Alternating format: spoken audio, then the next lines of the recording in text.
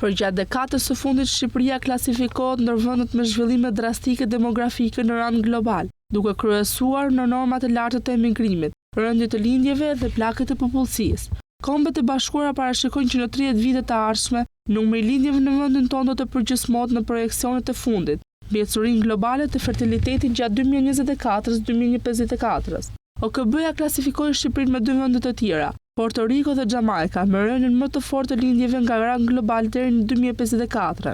Sipas të dhënave nga Instat, vitin e kaluar lindën rreth 22.000 bebe, por në vitin 2050 do të lindin rreth 10 deri në 11 foshnja në vit. Realiteti i viteve të fundit ka treguar se treguesit demografik të Shqipërisë patën ecurinë më negative se të projekcionet më pesimiste për ecurinë e popullsisë. Në vitin 2014 në vendin tonë lindën 35.700 foshnja, ndërsa në 2024 në vetëm pak më shumë se 22.000 ose 37% më pak se 2014. Kombet e Bashkuara analizuan se lindja në Shqipëri do të pësojë në rënje të fortë në vitet në vijim për 2 arsye madhore. E para e normat e ulta të fertilitetit në gratë në moshën e lindjeve dhe nga e dyta migracioni në nivelet më të larta të moshave të reja. Norma totale të lindshmërisë kanë rënë vazhdimisht gjatë gjysmës së shekullit të fundit, nga një mesatare totale e lindshmërisë për 4.8 lindje për grua në 1970 në 2.2 në 2024.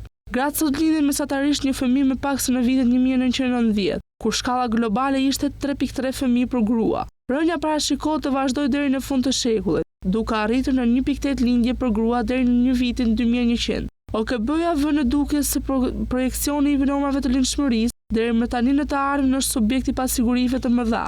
Me 2024, shkalla totale e fertilitetit në rang global ishte 2.2 lindje për grua, shumë më ulët se vlera parashikuar për të njëjtin vit nga mbi një dekadë më parë, 2013, me 2.4 fëmijë për grua.